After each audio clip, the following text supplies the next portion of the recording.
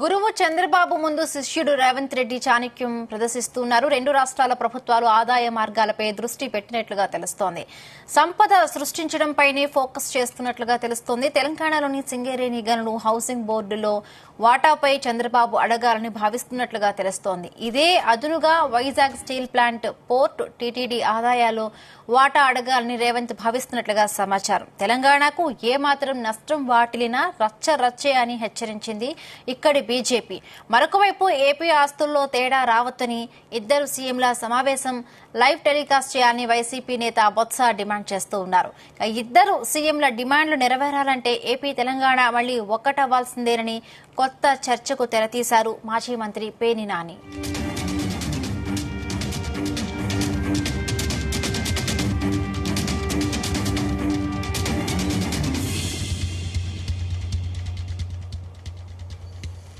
Right, ఇదే అంశానికి సంబంధించి మరిన్ని పూర్తి అప్డేట్స్ మా ప్రతినిధి శ్రీచరణ్ అందిస్తారు. శ్రీచరణ్, హిమబిందు తన గురు నారా చంద్రబాబు నాయుడు దగ్గర ముఖ్యమంత్రి రేవంత్ రెడ్డి చాణక్యం ప్రదర్శిస్తున్నారని చెప్పుకోవాలి. ఎందుకంటే తెలంగాణ సీషోర్ ప్లేస్ లేదు, తెలంగాణలో అసలు ఎక్కడ కూడా సముద్రం అనేది లేదు. సో ఒకవేళ నారా చంద్రబాబు నాయుడు ఇక్కడ సింగరేణి గనుల గురించి వాటా అడిగితే వైజాగ్ స్టీల్ ప్లాంట్ లో వాటా కూడా అడిగే అవకాశం ఉంది.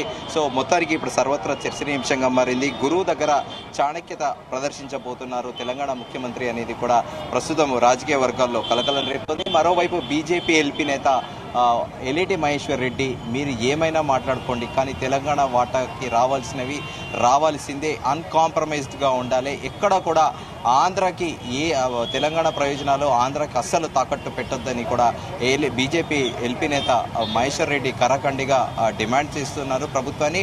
అయితే ఈ నేపథ్యంలో తెలంగాణలోని సింగరేణితో పాటు సింగరేణి గనులు, హౌసింగ్ బోర్డు వాటాలపై కూడా చంద్రబాబు అడగాలని భావిస్తున్నట్లు కూడా తెలుస్తోంది. అయితే గతంలో కూడా ఉమ్మడి ఆంధ్రప్రదేశ్ ఉన్నప్పటికీ తర్వాత రాష్ట్రం విడిపోయాక కూడా టీటీడీ బోర్డు మెంబర్గా కూడా తెలంగాణకు చెందిన వ్యక్తులు ఉండేది.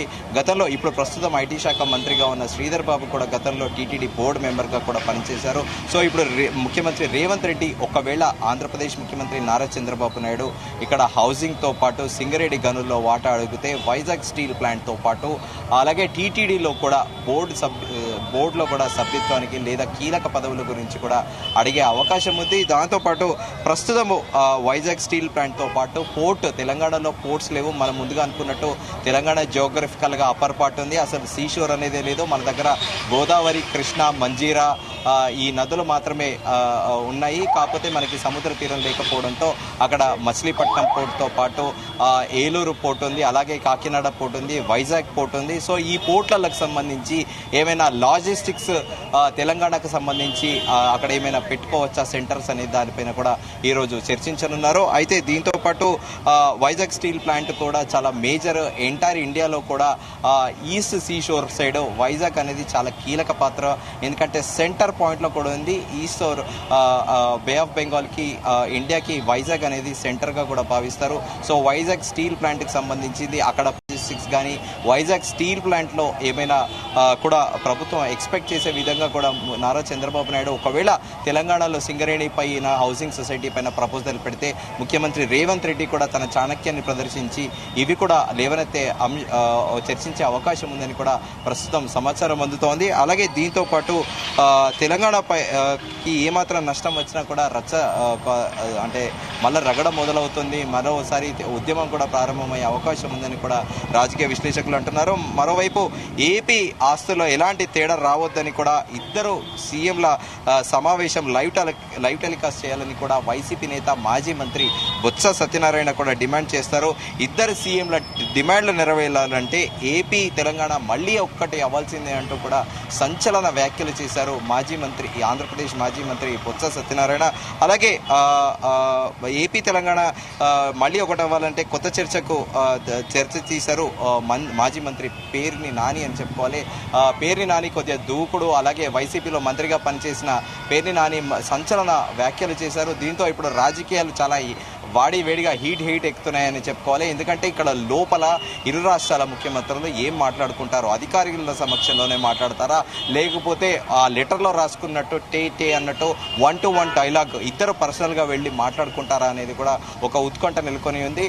సో యథావిధిగా అధికారులు మంత్రుల సమక్షంలోనే వీళ్ళు ఉమ్మడి విభజన చట్టాలకు సంబంధించిన దాంట్లో బైఫరికేషన్లో మిగిలిపోయిన ఆస్తులు, అసెట్స్, వాటికి మిగిలిన అంశాల గురించి బహిరంగ చర్చించి ఇద్దరు ముఖ్యమంత్రులు గతంలో కదా గురు శిష్యుల సంబంధం ఉన్న నేపథ్యంలో వీళ్ళిద్దరు కూడా లోపల అంటే సపరేట్గా ఒక రూమ్లో 1-to-1 డైలాగ్ యాంటీ రూమ్లో వెళ్ళి డిస్కస్ చేస్తారా అనేది కూడా సర్వత్రా ఇప్పుడు చర్చనీయాంశంగా ఒక ఉత్కంఠ అయితే ఉంది.